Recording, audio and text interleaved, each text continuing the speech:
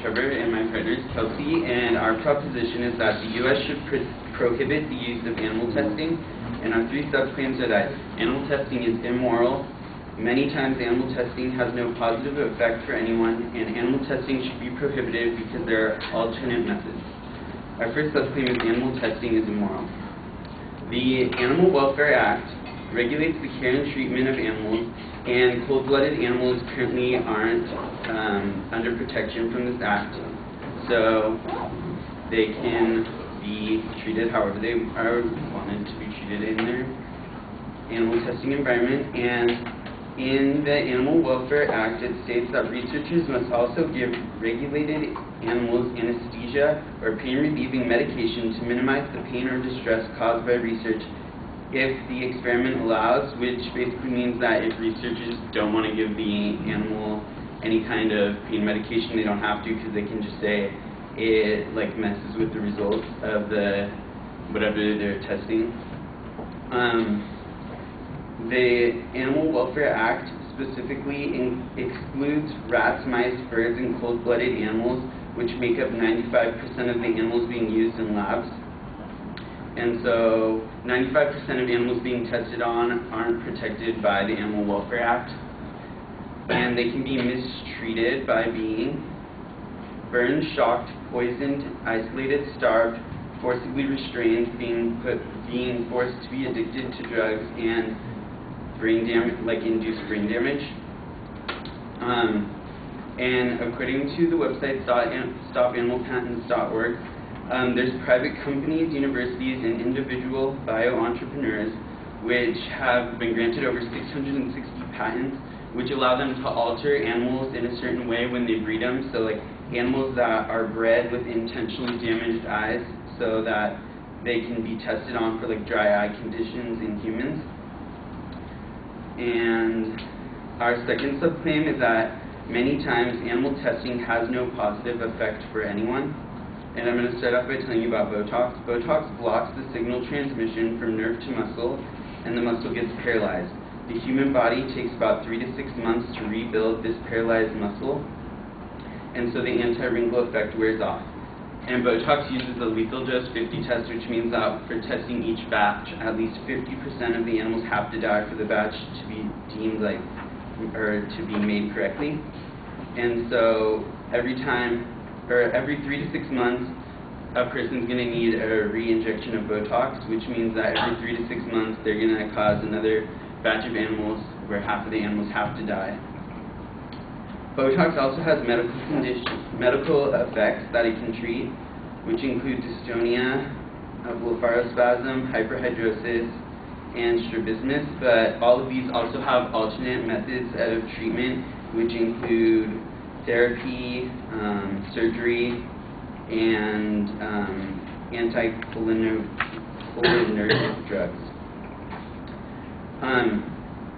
This has no positive effect for anyone because Botox is still potentially dangerous to humans. It's had many severe unwanted side effects because of the botulinum toxin, which produces symptoms of botulism. And according to the Food and Drug Administration in 2008, there were multiple severe side effects reported, and several children with limb spasticity trying to be treated for the limb spasticity had died after their Botox treatment. And another reason we can't rely on animal testing for our results is that humans are way different than animals in their genetic makeup. We have the same genes, but they're not in the same genome alignment. And this is shown on CNN, mice and men sharing 99% of genes. And according to Eric Lander, about 99% of genes in humans have counterparts in the mouse. However, only 80% of those are identical one-to-one counterparts, and only 40% are directly aligned like human genomes, which means that 60% of the mouse that's tested on gives false evidence. And no matter what, it's always going to have, no matter if drugs are tested on animals first or humans first, it's always going to have to be tested on humans for the first time.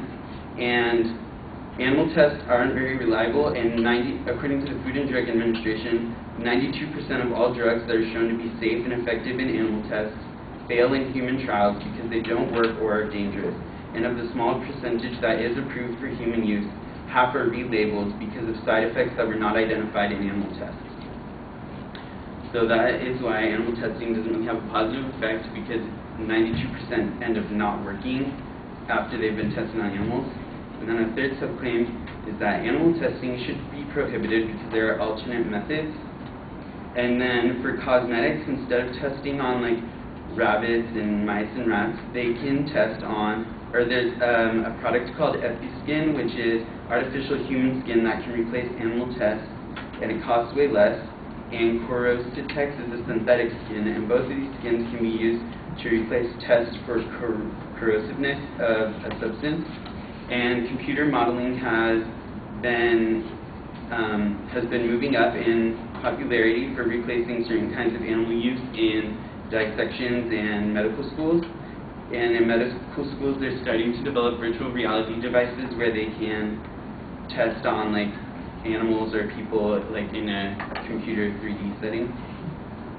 And many teachers and professors, according to abs.org, have decided that using alternate methods to dissection have increased students' activity in classrooms because they learn like the value of a life instead of just using it like cutting up a dead animal in class. And then in vitro methods are another alternative method to animal testing, because for making a vaccine in an in vitro test, according to livingcrueltyfree.com, scientists can isolate vaccines from a virus from human blood, and then can replicate and grow more viruses in flesh placed in petri dishes. They isolate the viruses and then attempt to create vaccines based on how they would grow in a human.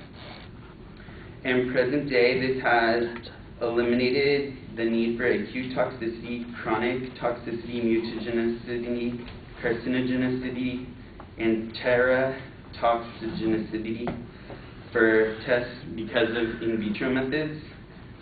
And as Kelsey and I realized, animal testing can't be immediately stopped in full. Our goal is to eliminate it over time by minimizing the suffering and distress that animals go through while being tested. We also aim to minimize the number of animals used until they can be completely removed from testing.